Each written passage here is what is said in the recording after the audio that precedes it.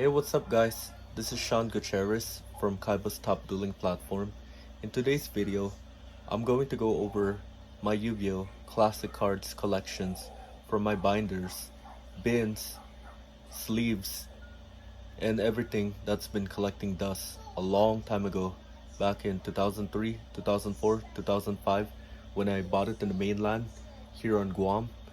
And then also, I secured all my Yu-Gi-Oh cards. It survived in the Typhoon Mawar 3 years ago in 2023, and I managed to keep them secured before the catastrophe or disaster kicks in. So I have to keep them safe during the typhoon, because if I haven't secured it, wasn't ready for this one, I had to be ready, because these things do have values. Their price can go up. It's super old. I don't do trade-ins, and then when people does ask why I don't do trades, because I just end up seeing them being sold somewhere online, Facebook, social media services. Now, without further ado, let's go ahead and dive into the collections. Thank you guys very much for your support. So here's my collections of my classical Yu-Gi-Oh card days. The day that I dueled in 2nd grade, 3rd grade, 4th grade, starting from kindergarten, from 1st grade in the Philippines, and then during a bus ride from school to home, and then home to school.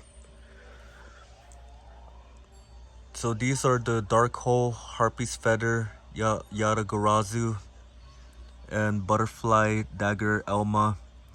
I never had access to the card because my parents rarely have the money to afford to buy Yu-Gi-Oh cards paydays.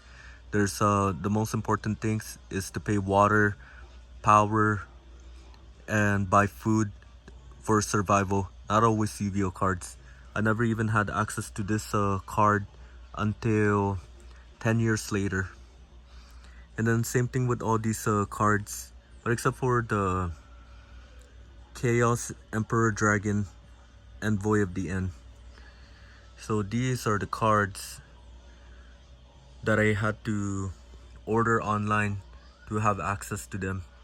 It was really hard, and everything that I get is hard to find, so I don't do trades. Anyone who inquires, I just reject them. I don't acknowledge their message.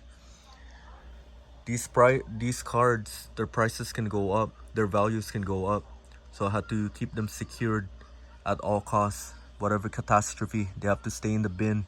They can't go anywhere else or go in the cards, or it doesn't fall in the hands of a theft, because there's a lot of thieves in the Yu-Gi-Oh community, so I have to keep them super safe. Witch of the Black Forest is truly my treasured cards. I've had her for about long time, and then just look at her, she's wearing out, but she's still in a near mint condition, just that bubblegum. Sinister Serpent. These are good classical old Yu-Gi-Oh days. They're more better than the new generation Yu-Gi-Oh, but the only thing is Konami had to ban certain cards in the games to make it fair and square, because it has to be an easy, and it has to be played by the rules. Because when you play in the tournaments and you're caught with banned cards, I would be warned to remove it, but at the same time I have to follow it. Even Pot of Greed has no cost to pay. I have DD Warrior Lady, Upstart Goblin. It's the one that pays off, but this is just a new card. But I still put it on my classical Yu-Gi-Oh card collections, because look at it. It's not the reprinted version. I heard Konami reprints a lot, so I don't really focus on the reprint version. Even I have another copy of my Chaos Emperor Dragon Envoy of the End. So starting off with the old one, I remember when I bought it from the TLM sets, I laminated this one when we used to live in a condo, and then until then I lost this card, and then I regained it by reordering everything that I had lost during my childhood. So I got my Yu-Gi-Oh cards back, and this is a treasure. and I will not leave this one. This is a limited edition. It's a bulk. And then how much my mom and dad bought bought the Yu-Gi-Oh cards, the booster packs. They're about $5 to $8. We spend like almost close to $100. So we try not to spend too much on Yu-Gi-Oh cards. So we spend on mostly food and water is for our survival, not all the time in Yu-Gi-Oh cards. I don't mind buying Yu-Gi-Oh cards every payday, but the only thing I'm thinking, do I really need all those Yu-Gi-Oh cards? The newer set that came out? No, I need the previous and the older sets. More better and convenient. It saves my money. Here I have another Magician of Fate, Imperial Order. This is the older set. I would never even give this up. Mirage of Nightmare. Oh, this one is truly the beast,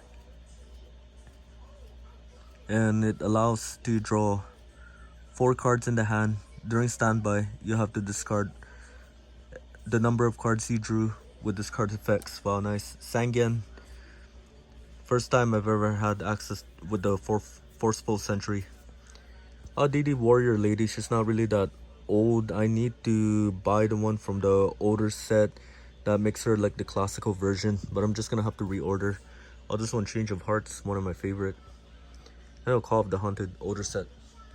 Alright guys, I'm going to rearrange my cards and go to the next classical one, and I'll be right back.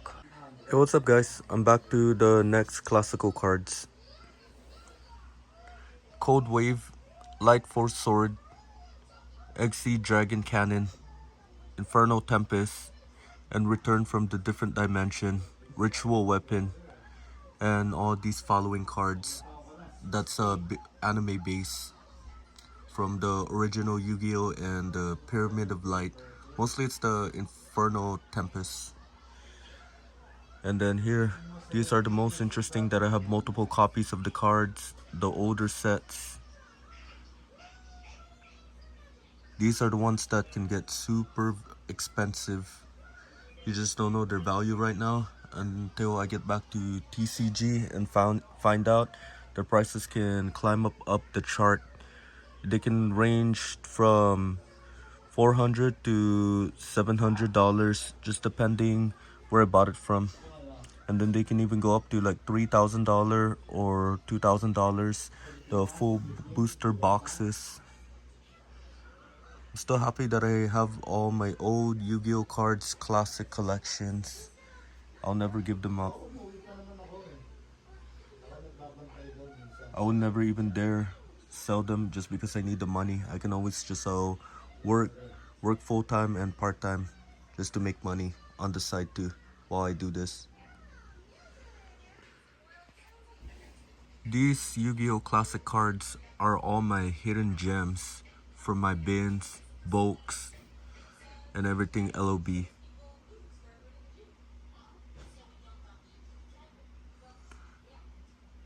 They're not easy to find, not like back in the old days. Card shop used to be open, even right across my street next to Pizza Hut used to be open. I bought some of these next door to Pizza Hut. Let's just say that buying Yu-Gi-Oh cards up there at the Star Sports Cards up here on Guam, it's not really easy to access, because I even asked my friend if I can buy some of her bulk Yu-Gi-Oh cards, and she said that it's not for sale. The next thing is, when I went to the sister, I was sold for the bulk cards. So I bought some of these for like $2, $3, $4, $5, and $10. It's very expensive though. Just like buying each of them like for $1, $4, and then times that one to 4, I'd be spending like $16 already, almost close to $100 a day, $200 a day, or $300 a day. Or the highest that I spent on Yu-Gi-Oh cards was close to 1,500. That's at least the range cost right now. Lastly, this is my last tour in my Yu-Gi-Oh Classical Collection from my bulks, LOB, and from my binders and boxes and bins. And I just came to go ahead and tour you guys one more time before I end this video. So I got these guys that I bought it from the old Elemental Hero Neo sets. Their prices, these are treasure. Their values can be more worth it than any gold. Gold rust more, but these, they wear out. They're still in a mint condition. It tastes like a bubble gum. I have a lot here.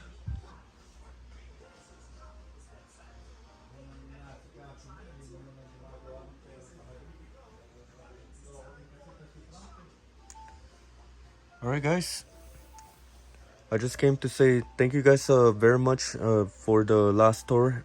And can you guys continue to support my channel? Can you guys like, share, and subscribe? And shout out to you guys for helping out to support more of my videos, even though it's some of them doesn't have any edit or thumbnails. But I still appreciate you guys for your support. You guys take care and be safe. Peace out.